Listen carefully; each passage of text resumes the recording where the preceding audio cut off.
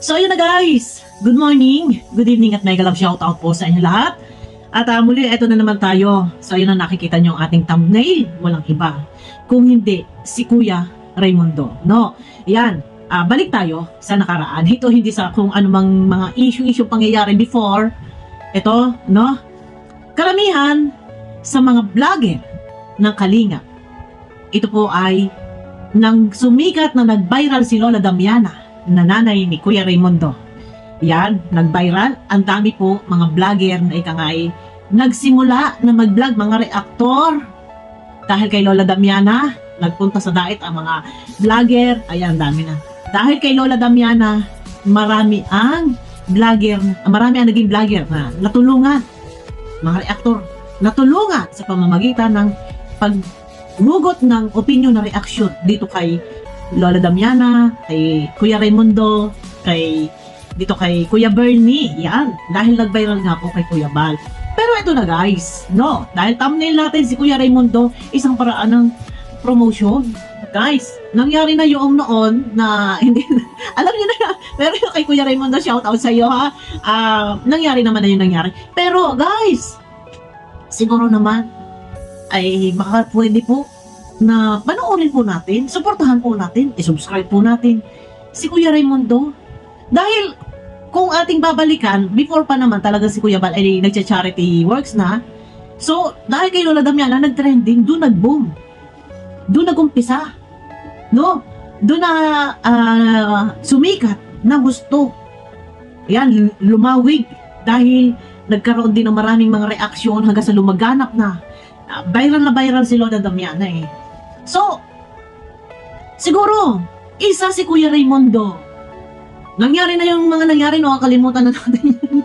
Pero isa si Kuya Raymundo na talagang hindi po dapat maiwan. Dapat angat. Suportahan naman po natin guys. Baka pwedeng dalawin po natin Raymundo Dacuba. No? Kasi, eto si Kuya Raymundo ay Kalinga Partners. Yan. Yung kanyang content, mixed content, may charity works, may personal vlog. Suportahan naman po natin guys.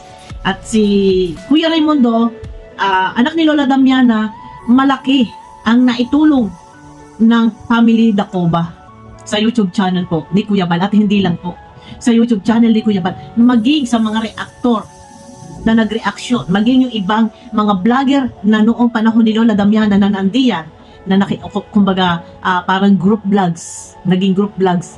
Si Lola Damiana, maraming mga vlogger yung umaakyat dyan sa area nila Lola Damiana, nila Kuya Raymundo para mag-vlog. Sana kung yung iba na vlogger, yung ibang batch 1 naging successful, sana si Kuya Raymundo maging successful. Di suportahan po natin, subscribe po natin, kung may mga video, panoorin po natin. Ayan, kanina nandun nga, naka-live siya. Ako yung iniikot ko talaga, iniisip ko kung sino ba talaga yung deserve na talagang i-promote. Iniisip ko sino ba, naalala ko si Kuya Raymundo, no, na naging naging kumbaga malaki yung ambag sa pamamagitan ng pagbablog nila Kuya Bal, simula kay Lola Damiana hanggang sa kay Kuya Bernie. Napagawa na ng bahay si Kuya Bernie. Yan, nagkaroon ng mga update, no? Kahit pa noon si Kuya Raymundo medyo natitinam po, pero nakalipas na yung bandang huli naman, talagang ang yung damdamin na rin niya ay nandito na rin kay Kuya Bal, no? Kung meron man na talagang kailangan din umangat talaga, isa ito si Kuya Raymundo, sa totoo lang. Kahit ilang taon ang lumipas, sa totoo lang, hindi mawawaglit sa ating isip, sa ating alaala yung mga naipamalas ni Lola Damiana na ito ay good vibes, nakakaaliw. Kahit kailan, hindi mawawala, hindi mawawaglit sa ating isip na dahil kay Lola Damiana na hanggang sa ngayon, nandito tayo sa Kalingap, no? Kaya si Kuya Raymundo, deserve po talaga niya yan, guys, na hanggat merong Kalingap, hanggat naandyan si Kuya Bal, deserve ni Kuya Raymundo na talagang naandyan siya na sana'y suportahan po natin. I-subscribe po natin, panoorin natin yung kanilang mga video, no? Yung nangyari noon, nangyari na yon, pero ika nga ay hindi tayo pwedeng mabuhay sa nakaraan, ano mga naging issue at nangyari na. Pero yun na nga, malaki ang ambag po ng Dacoba family sa channel po ni Kuya Bal. Dahil yan po ang numero 1 na nag-viral sa lahat po ng mga beneficiary, sa lahat ng subject ng dito ni Kuya Bal, no? Alam niyo, sa totoo lang, nakakamiss si Lola Damiana. Kaya minsan, pag sinecheck ko, tinitingnan ko na or dumadaan sa aking newsfeed ng YouTube si Lola Damiana, na-imagine ko yung Ele Escalala. Naalala ko yun. Kaya ito, sana guys, si Kuya Raimundo, ang kanya content po ay mix, no? Nandiyan din, meron charity works, meron personal vlogs, minsan na yan, nagkakarpentero, ang tawag ito, nagre-refer po, ano-ano na lang po. Suportahan po natin, hayaan nyo, at pag ako'y nakasweldo, padala ko to si Kuya Raimundo ng pang-ayuda niya sa kanyang vlog, no? Ayun na, ako'y naalala ko lang talaga kanina, kung sino ba talaga yung pwedeng ika nga ay i-promote. Yung talagang kailangan i-promote, maliit na channel, maliit yung Bahayu channel, halos maliit yung views. Iniisip ko kung sino yung deserve na talagang i-promote. Walang iba. Number 1, si Kuya Raimundo po. Suportahan po natin. Puntahan po natin, Raimundo Dacoba, i-subscribe po natin guys. Ito ay itulong na lang natin. I-click nyo po yung notification bell. Every time na mag-a-upload si Kuya Raimundo, mag-a-appear po yan sa inyong, magpapap po yan sa inyong notification.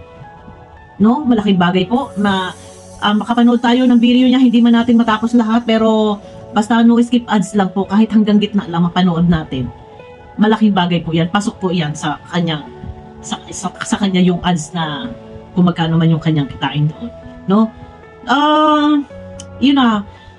Yan kay Kuya Raimundo, no? Yan. Thank you. Maraming salamat. Yan. At noong panahon ni Lola Damiana noon, medyo talagang magulo, ganyan. Pero banda ko din naman, okay naman. At ang loob naman ni Kuya Raimundo ay nandito na sa Kalingap. So, suportahan po natin, guys, si Kuya Raimundo. At ayan na, kumusta na kaya si Kuya Bernie? Yan, kumusta na kaya si Kuya Bernie? Pero, ayun na, ano, at ikaw nga, ganun na lang talaga ang nangyari, ang buhay. Ayan guys, si Kuya Raimundo ay deserve na ika nga ay ating suportahan dahil lalong-lalo na yung ibang mga first batch noon na ito ay malaking tulong sa kanila na nagkaroon ng group vlogs noon, group vlogs ni si Lola Damiana na nag-akyatan doon. So sana mahila sana si Kuya Raimundo pa itaas. Yan, hilahin pataas. Ayan, at lagi ko ipapromote ito, si Kuya Raimundo. Talagang kanina, iniisip ko sino ba talaga yung nararapat na kailangan talagang hilahin. Yan, walang iba kundi si Kuya Raimundo. Guys, sa ibang mga reaktor, sana i-promote din po natin si Kuya Raimundo. Tulong na lang po natin, no? At ika nga ay sobrang napakaswerte din ni Kuya Balno na nag-viral si Lola Damiana, ay ika nga ay tulong na lang natin kay Kuya Raimundo, nahilahin po natin pa itaas. Ayan, no? At ayun na, shout out kay Kuya Raimundo. Yan. At ayun na guys, hanggang dito na lang. Guys, suportahan naman po natin. Ilalagay ko dito ipipin ko po dito sa comment section yung YouTube channel po ni Kuya Raimundo. At pakiclick naman po, pakisubscribe. I-click nyo po guys yung notification bell. Nang sa ganun, every time na mag-upload si Kuya Raimundo, magpapap po yan sa inyong notification, no? Yan na, gano'n na lang po guys, no? Ayan, maraming salamat po sa inyo lahat. Mega love shoutout pala, thank you kay Ate Malo, kay Tita Mikey Amy, kay Tita Bing Harbin TV, kay Ate Enday PB, kay Ate Leonie of USA, kay Ma'am Lerma, baka mo may malimutan, kay Ate Babe Salascali Vlog, kay Ate Evelyn Sinki, kay Sis Salima Panatic, kay Sis Coco Picho Vlog, sino pa ba? Baka ako may nalimutan. Kay Sis Magalo, ay, shout out kay Ate Magalo. Yun, ako Ate Magalo, thank you. Shout out, mega love shout out kay Ate Magalo. Guys, supportahan nyo naman po si Ate Magalo. Sinishare ko po yung kanyang video dito sa aking community. Yan. Shout out kay Ate Magalo. Yan. So, yun na guys. Kita-kita tayo sa aking next video. Bye!